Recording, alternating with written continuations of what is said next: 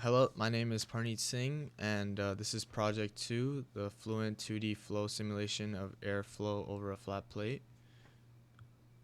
Alright, so the first thing we're going to do is load up fluid flow on Fluent and press geometry and new design modeler geometry.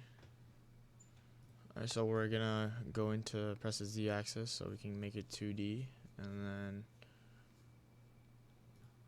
once we're here, we're going to press settings, grid, show in 2D, and snap.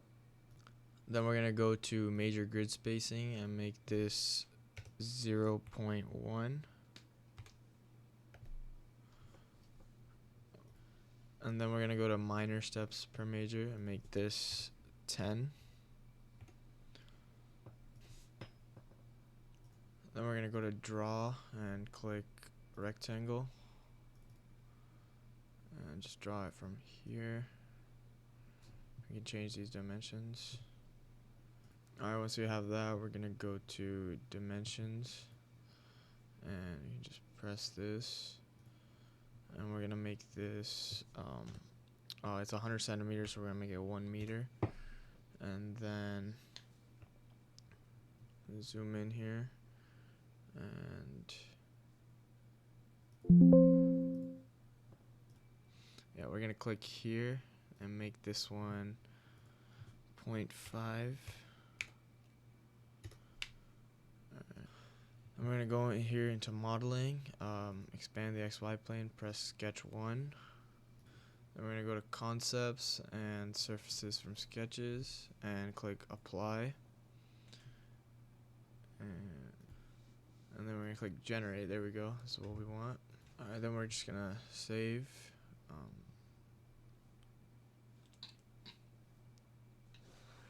Alright, yeah, and then we're gonna go to workbench. Alright, here geometry is done. Then we're gonna go to mesh, and we're just gonna wait for it to load. So once that loads up, we're gonna press Z axis, and then we're just gonna click on it and click generate, and we're gonna wait for the mesh to load up. Alright, yeah, once we're here, we're gonna have the mesh load. We're gonna right click on mesh and click insert, and then face meshing. Alright, once we're here, we're gonna click on the face and then click here and then press apply. We're gonna go back to mesh, right click on mesh, insert, and then yeah, so right click on mesh and click sizing. Okay, so we're gonna go here, we're gonna click edges, and you're gonna click the top and the bottom, and then click over here, change this to number of divisions. Alright, yeah, we're gonna click edges here, select these two, and then press apply, and then we change the element size and make this number of divisions, and we're gonna change the number of divisions to 50. And then once we do that, we're just gonna press generate, and yeah, there we go. And then we're gonna add another sizing for the inlet. Press edge, press that, press apply, change this to number of divisions and make it 60. So here in this one we do want a bias, so we're gonna make this one the bias and make the bias factor 70. And then here we're just gonna go back to mesh and then press generate, and yep, this is what we want. And then we're gonna do the same thing for the other side now, so click sizing, and we're gonna click this one, click apply, change this to number of divisions and 60. And then we want a bias on this one too, so same one, and we're gonna make this one 70 as well. And this one we want a reverse bias, so click apply. Alright, and then we go back to mesh and click generate. And since we want these lines to be straight, we're gonna go to edge sizing 1, and here we want set blend to neighbors to be no.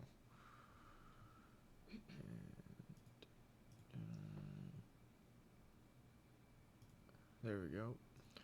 And once we have that, we're gonna name the surfaces now. So we're gonna click on this surface, right click, create name selection, and we're gonna name this airflow. And click OK. And then yeah, once we have it here, we're gonna click edge, and then right click on this edge, and create name selection. We're gonna name this inlet, and click OK. Then we're gonna click on this edge here, and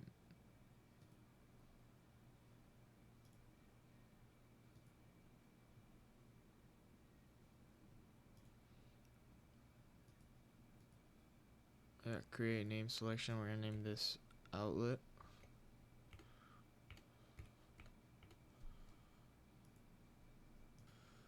And then we're gonna select down here.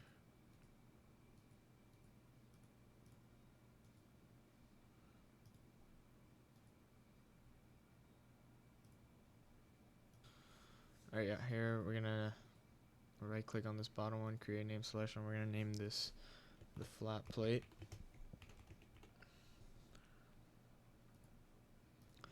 We're gonna click on the top one, create name selection, and make this far field pressure.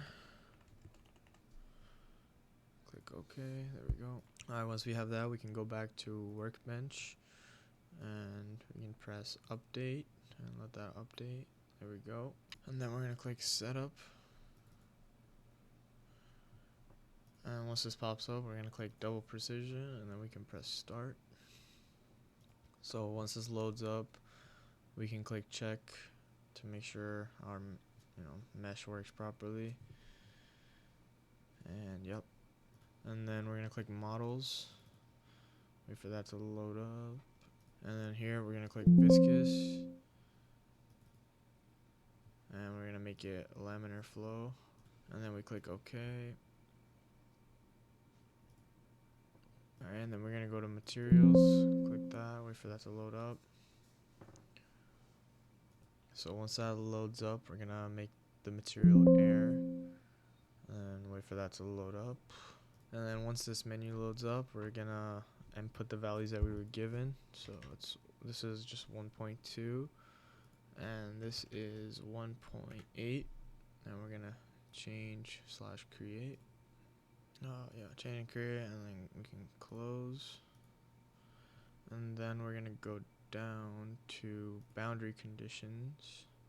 So we're gonna go to boundary conditions, and we're gonna click flat plate,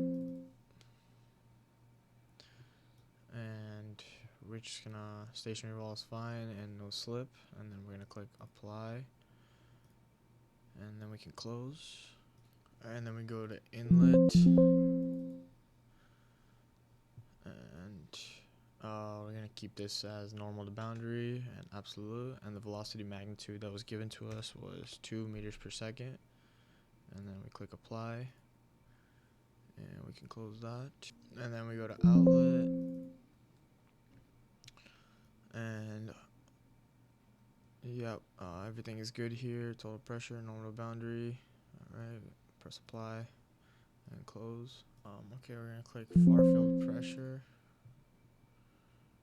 and I think that's fine. And this we gotta change to symmetry and far field pressure. Apply, close.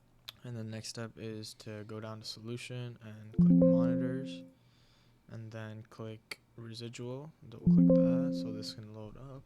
And here we're trying to make this 10 to the -6, so we're just gonna add 3 zeros, so 1 2 3.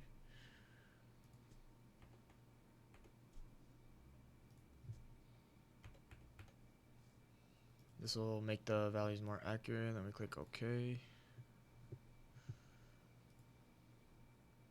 And then we're gonna go down here and click initialization, and we're going to click standard initialization and compute from inlet, and these are fine.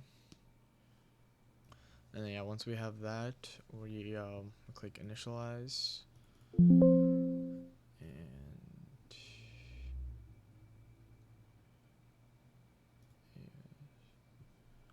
and then the next step is to press run calculation. Alright, and then we can change the number of iterations. And I'm going to change the number of iterations to 500.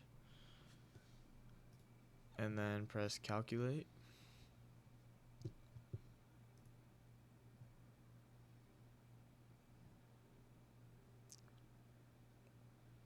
And calculation complete.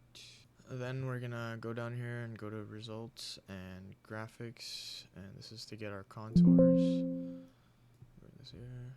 Okay, once we have that, we can just show the velocity one first, save/display, and here we go. We can see that down there. It's, yeah.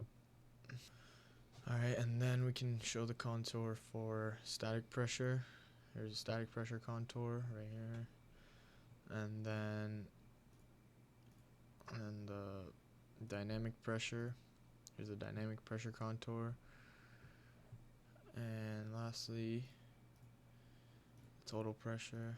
Here's the total pressure contour.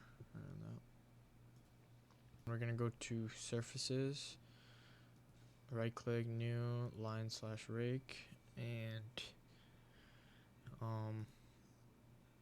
we're gonna make this 0.25,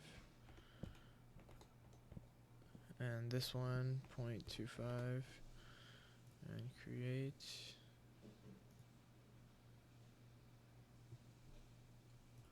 Alright, and this one for the Y, it's 0.5, and we can create.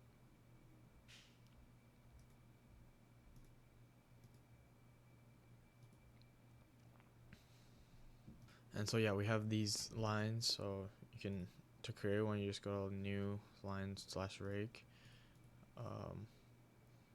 Here, it's going to show this. The first one, it's 0.25, 0.25, and 0.5. And then the second one is 0.5, 0.5, and 0.5. And then the third one is 0.75, 0.75, and then 0.1. And then to make the plot, we're just going to go here, click XY plot. And the node values, this is fine. We're going to make this 0 and this one 1. And we're going to make the Y velocity. And this one is going to be X velocity, direction vector. And we're going to make it line 1 and save and plot. And here's that. And then I can show the one for line 2. Here's line 2. And then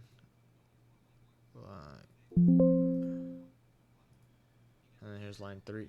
There we go. And then to see all 3, we can select all of them. Save and plot, and here we go. This is all 3 on the same plot. Perfect. And then we're gonna go back to XY plot again. And this time, we're gonna make this one wall fluxes, wall shear stress, direction vector. This is fine. And we're gonna make this flat plate and save and plot. And here's the XY plot for the flat plate.